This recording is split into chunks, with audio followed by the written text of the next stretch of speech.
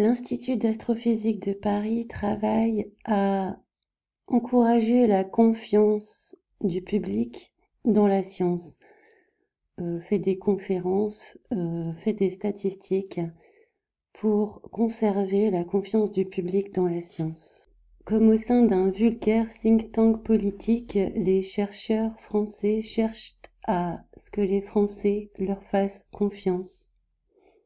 La science n'est pas démocratique.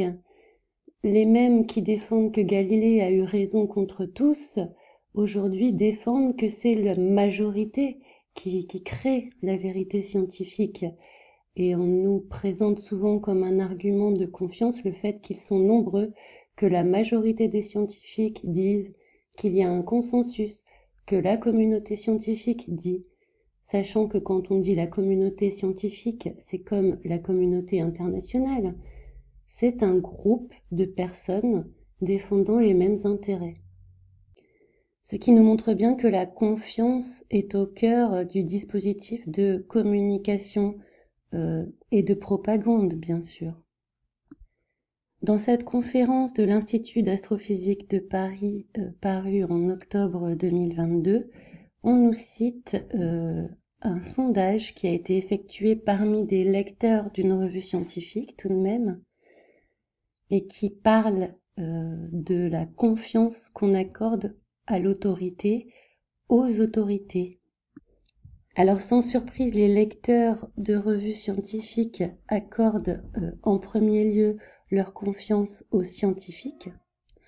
Ensuite, et c'est une bonne nouvelle, à leurs amis et leurs familles. Ensuite, aux ONG qui sont considérées par ces lecteurs comme des instances relativement indépendantes, un peu moins indépendantes que les scientifiques, mais indépendantes.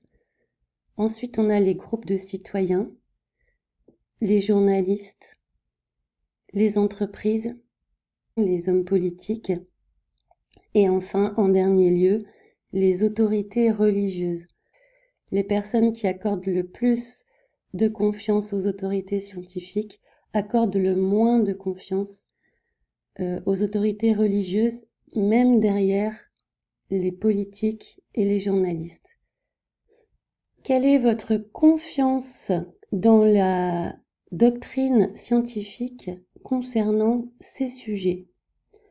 La confiance la plus importante, c'est la théorie de l'évolution.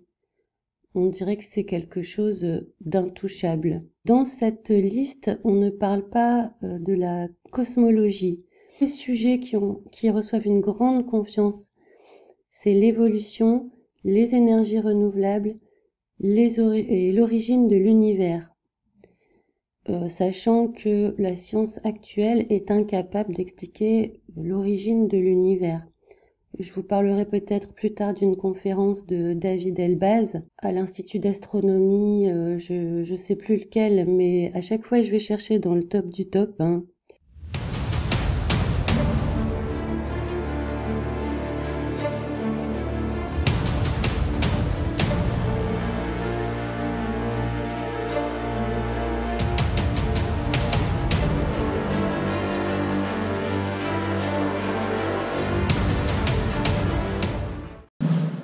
Dans cette conférence, David Elbaz dit beaucoup de choses intéressantes, entre autres que nous sommes incapables de dire que notre théorie du Big Bang est autre chose que le fruit de l'imagination.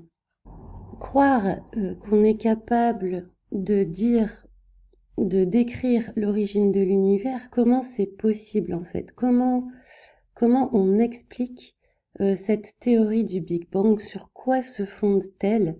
Comment est-il possible de savoir ce qu'il s'est passé il y a plusieurs milliards d'années? Je ne vais pas dire de chiffres puisque les chiffres changent tout le temps et n'ont aucune importance. Mais comment la science peut-elle s'intéresser à un objet si éloigné de nos perceptions? Quelle explication rationnelle la science contemporaine va-t-elle nous donner pour justifier le fait qu'elle ose parler d'un événement aussi détaché de ses moyens, en fait? On va donc inventer une théorie qui va expliquer l'origine de l'univers, mais cette théorie, pour être acceptée, va devoir être assortie d'observations. Comment va-t-on observer? Alors, inutile d'essayer d'expérimenter la création du monde en laboratoire, vous l'imaginez bien. Mais comment va-t-on justifier le fait que nous soyons capables d'avoir accès à cet événement? Il va falloir trouver d'une manière ou d'une autre une observation ou un résidu d'observation pour nous permettre en fait de soutenir une telle démesure. Nous allons donc devoir être capables de regarder dans le passé, de voir dans le passé, d'avoir une vision comme un mage du passé, ou comme un médium peut-être. Faire un voyage astral, comme disent les gens dans le New Age. Donc en fait, c'est simple, on va nous dire que plus on regarde loin, plus on voit dans le passé. C'est-à-dire que il faut croire que plus l'objet que je regarde est distant de moi, plus il est dans le passé. C'est comme ça, faut l'accepter. C'est Einstein. Et comme Einstein jouit d'une cote de confiance démesurée, merci les médias, c'était une personne ultra médiatique, ultra médiatisée. Ce n'était pas un homme de laboratoire, il faut le rappeler. Mais cette confiance en lui est démesurée est telle que nous sommes prêts à accepter qu'en regardant loin, on regarde dans le passé, comme des médiums. Ça va se traduire comment concrètement? Comment on va expliquer ça? Parce que dans notre expérience commune, quand on prend une paire de jumelles, qu'on regarde au loin, on ne voit pas le passé. Si par exemple je marche dans une vallée et que j'arrive sur une montagne, si je prends mes jumelles et que je regarde la vallée, je vais pas me voir en train de marcher. C'est quelque chose qui n'existe pas dans notre expérience du réel habituel. On ne voit pas dans le passé quand on regarde au loin. Mais c'est comme ça dans la théorie d'Einstein. Bienvenue donc dans un univers de science-fiction. On prétend que grâce à des ondes radio, puisque aujourd'hui ce sont des radiotélescopes qui sont utilisés, on n'a plus d'instruments optiques, donc il faut traduire les ondes radio en images visuelles. Et donc on a en fait un diagramme qui nous est présenté, ce n'est pas une photo. Et on nous demande de croire que le radiotélescope ALMA, bien connu au Chili, reçoit, en recevant des signaux radio venus de très loin, ils ont été émis il y a des milliards d'années. Car regarder loin, c'est regarder dans le passé. Tout ça en partant de l'idée que la vitesse de la lumière est constante. Alors que ce que je ne comprends pas, c'est qu'on sait que la vitesse de la lumière est modifiée par son milieu de propagation. Par exemple, on peut dépasser cette constante dans l'eau, par exemple. On appelle ça la réfraction. On a quelqu'un sur un forum qui ne comprend pas en fait que voir loin, c'est voir dans le passé. On lui répond que la vitesse de la lumière se propage dans le vide à une vitesse finie, c'est-à-dire qu'on la connaît. Donc il faut un certain temps pour que l'image d'une étoile nous parvienne, c'est ce qu'on vient de voir. Plus cette étoile sera éloignée et plus le temps pour que cette image nous parvienne sera long. Par conséquent, plus l'on regarde de loin, plus les images qui nous parviennent sont anciennes. La personne ici rappelle la doctrine, mais n'explique pas. L'auteur de la question demande s'il y a une application dans un calcul de ces choses-là, comment on a fait en fait. Le savant qui répond à la question recommence par dérouler son catéchisme. Bon, la personne qui pose la question ne comprend toujours pas. On lui répond Au pire, si tu as la distance en une unité qui n'est pas en années-lumière, comme le parsec, tu convertis la distance en mètres, par exemple, et tu obtiens le temps en posant t égale d sur v. Mais il part du principe qu'on a la distance, qu'on l'a mesurée, quoi. Mais la question est toujours comment on a mesuré la distance entre la Terre et tel astre. Comment on a mesuré la distance Terre-Soleil, par exemple? Bon, d'abord, on nous montre que la technique d'Aristarque n'est pas valable. C'était apparemment la première tentative historique de mesurer la distance Terre-Soleil, en tout cas ce que l'histoire a retenu. Mais donc on date la mesure historique de la distance Terre-Soleil à 1672 par Picard, Cassini et Richard. Alors c'était une bonne idée, c'est ingénieux, c'est-à-dire qu'on propose de passer par l'observation d'une planète proche, Mars, et déduire la distance Terre-Soleil de la troisième loi de Kepler. Alors, la troisième loi de Kepler, c'est pas très compliqué en fait.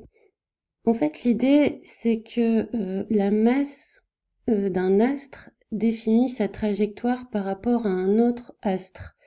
La gravitation, la gravité, c'est l'attraction des corps massifs célestes entre eux en fonction de leur masse. Donc plus la masse est importante, plus l'attraction est importante. Ça c'est dans cette théorie du modèle standard. Donc si on reste dans le cadre de cette théorie, si on veut calculer la distance d'un astre, on observe sa trajectoire et on peut en déduire sa masse. Pour calculer les distances, on va supposer une masse. La masse qui est donnée dans le système théorique du modèle standard. Donc c'est un serpent, qui se mord la queue, vous comprenez? C'est-à-dire qu'il y a toujours une donnée manquante à l'équation, et dans l'équation, dans le calcul, il faut toujours qu'on suppose des données ou qu'on fasse des hypothèses de données auxquelles on n'a pas accès en fait.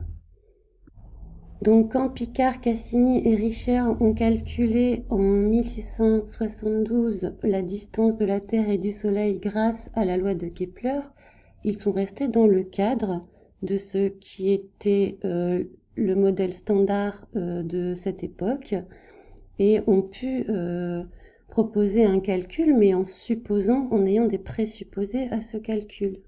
À moins que vous ne me démontriez le contraire, ce qui sera avec plaisir, montrez-moi mes erreurs s'il vous plaît.